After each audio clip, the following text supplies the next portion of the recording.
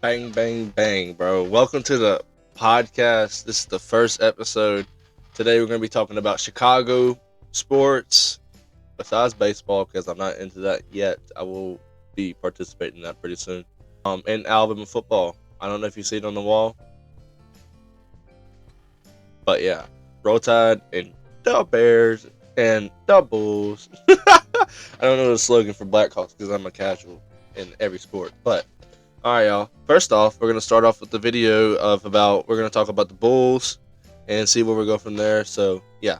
So as it seems that Zach Levine has no interest in trying to be traded, but he has been rumors about him going to the Lakers for like a package deal.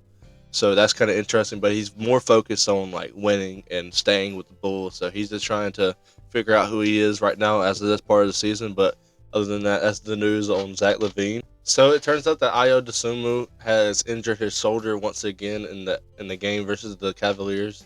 If I'm correct. You can fact check me. I don't care. But just want to give you an update about that. I think he's feeling a lot better. It's a report saying that he's progressing day by day, but he re-injured it in that game, in the Cavaliers game. So that's another topic to talk about. But let me see if there's anything else that I need to update y'all about for the Bulls and anything else like that. All there is basically left to talk about for the Bulls is will the Bulls trade Zach Levine before the deadline? That's up in the air. I think it's up in the clouds. I don't think they will. If they're smart, I think they keep him. But if they do decide to do that, get LeBron James. Cause why not? Just get LeBron James and to be over with it. Cause why not? What could hurt? LeBron James, the best player right now. Nah, I'm playing, but um, get a good package deal if you are gonna trade him. I think that they need to get a center. Get a center. Get a center. Get a center. Anyways, we're on to the Chicago Blackhawks. Let's talk about their progress and how they're doing. Every Chicago team is poop right now, so we're trying to figure out how we're able to make them better. But let's get right into it.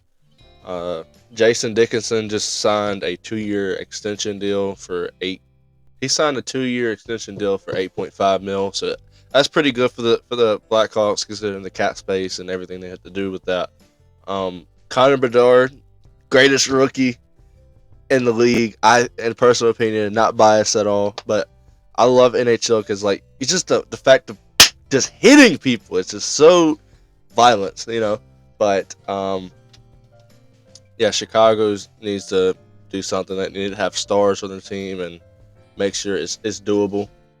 Make sure that they are working together, find leadership. I think Connor Bedard, once he develops over the years, he'll be good.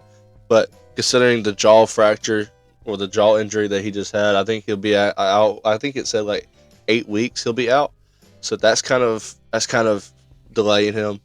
But there's nothing without a good story without a good comeback. So it's all about how he overcomes that and oversteps that. But it seems like Connor Bedard is back on the ice, but he's not playing at this current moment. But he's back on the ice, so he's getting the feel of the game again still. Because it's not your feet; it's just your mouth hurting. Nothing like getting popped in the jaw. So that's currently happened for the Blackhawks. But other than that, I love watching them. My brother's a Boston Bruins fan, so you can imagine how that goes down. If only the Blackhawks would be good like the Bruins. They got it down pat. So it's just you got to figure out ways to find leadership in the locker room in order to build stars like Patrick Kane and Keith. So, yeah, that's what I have to think about the Blackhawks so far. But on to Alabama football, and I'm gonna close it out with the Bears for a reason. So, yeah, as you all know, Nick Saban retired. We have a new head coach, DeBoer from Washington, who just played in the national championship. Lost to Michigan because Michigan is OD and they are so good. And Jim Harbaugh, please come to the Bears. He did sign he brought his offensive coordinator with him, Ryan Grubb. Okay, that's his name, Ryan Grubb. So he brought him from Washington, and basically, I think what he's doing from Washington is bringing his players to Bama, so that can help us a lot. A lot of our players are transferring out. Caleb Downs just announced he's going to the transfer portal. And you seen what happened with Isaiah Bond. He transferred to Texas along with Roydell Williams. I'm pretty sure. I think Roydell Williams went to Florida State. I think so, but um, him and another guy went to Texas. So that happened. Uh, we also got other news that a new defensive coordinator for Alabama is announced. He's South Alabama's head coach. He immediately accepted the job. Kane Womack, I think that's his name. Mr. Womack said that he cannot pass up on this opportunity. I can't blame him for wanting to coach at Bama. That's a pretty good opportunity. I can't blame Mr. Womack for wanting to make money. So, I mean, it's great. I love seeing stuff like this happen in the college world where head coaches of schools can just, I'm out for big. So, like I was saying, other than that, Julian Sayin and Jalen Mbakwe is staying with Bama, which is exciting. We already have Milroe staying too, so Julian Sayin can probably learn from Milroe and see what's the greatest way to be a quarterback under the new head coach and the coaching staff there. So that's really fun and exciting to talk about. I wanted to see what they're going to do with that, so that's always exciting. Now on to Chicago Bears football. I can't wait to talk about them. Now on to Chicago Bears football. The Bears. All right, Chicago Bears. Where do I start? First round pick. We finessed the Carolina Panthers last year around this time. That's how we have DJ Moore. Great pickup. Now we just need to get. I don't think we need Caleb Williams because obviously he doesn't need us. So I'll tell you what we do about that. Draft Marvin Harrison Jr. And we'll be set to go.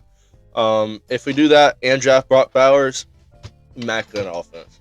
DJ Moore, Marvin Harrison Jr., Brock Bowers, and Cole Kmet. And if you want to have Darnell Mooney or Equanimeous St. Brown, that'd be good too. But I can't express this enough. Keep Justin Fields. I need y'all to keep Justin Fields. Justin Fields is amazing. Yeah, the Glazian's going hard. I do not care. But Justin Fields is he should build around him. I think Justin Fields is a build around guy. He's an overall leader in the locker room. DJ Moore has defended this man's name up and down, bottom to the square. And talking about Ryan Poles, speaking of Ryan Poles, even though I didn't say anything about him, Ryan Poles picked up Montez Sweat, Ngakwe over, I think, a free agency or something like that. He picked him up, or I think he traded him or signed him. We also got Tremaine Edmonds, TJ Edwards. Like, Ryan Poles is doing something for Chicago. Finally. Like, I'm glad to see a general manager who actually cares. You know, Ryan Poles picked up Justin Fields. And he's trying, hopefully he's trying to do the right thing and build around him. I think that Justin Fields should stay and not go anywhere. Please don't trade that man. There's a lot of reports of him saying he's going to go to Atlanta or maybe like the Ravens or just overall run defense, a run offense type of team. So the Falcons make the most sense here. But I don't think anybody wants that. If he's able to be built around, there ain't no telling where this team will go. And if it doesn't happen, you can blame it on me. But if we do decide to keep Justin Fields, I think that we'll be in good hands. Eberflus, Eberflus, that's what his name should be, because we lost more than we should have this season. Mr. Screen Passes. So glad we got rid of Luke Getsy. I'm so glad that we got rid of him. Hopefully we hire somebody that has a brain and doesn't run screen passes the entire game and gets us maybe 13 yards on the field. But anyways, on to other things. With the Bears like firing their entire offensive coaches, I think is going to lead to more opportunities of finding new screen passes. Because if this continues, we're not going to go anywhere. We're going to suck, and then this is in the line bottom. But I have faith in my Bears.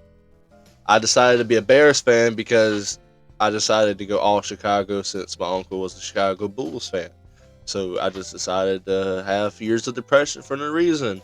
Yay, the Bears. But I think the Bears should make smart decisions, as they usually don't do.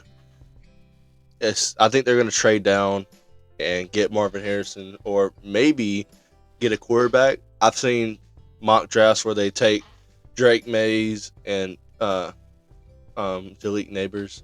I think that's his name. Or Malik Neighbors, maybe that's his name. But I think they need to make the right decision here and not draft Caleb Williams, because that would be dumb. I think more likely they're going to trade down just like they did last year, and finesse another team. Hopefully, maybe we could probably get I'm thinking of another a team that we could. I'm thinking of a team that we can finesse. Maybe we could trade it to the Vikings. Maybe trade and get Justin Jefferson for a first round pick, and they can get Marvin Harrison Jr. We'll take Justin Jefferson off your hands. I mean, it's a pretty good pick. But other than that, that's pretty much all I got for y'all this week. There's not too much really good news that's going on within the weeks coming. There's a lot of people entering the transfer portal for Bama. Bears still sucking as usual, not making good decisions in the offseason as usual. Compared to last season, we did go 3-14. This season we went 8-9, so I do have to take that into consideration. I think we did a lot better than last season. So there's always good and bad things to being a Chicago fan and being a Bama fan. So other than that, that's all I got for y'all, and I'm out.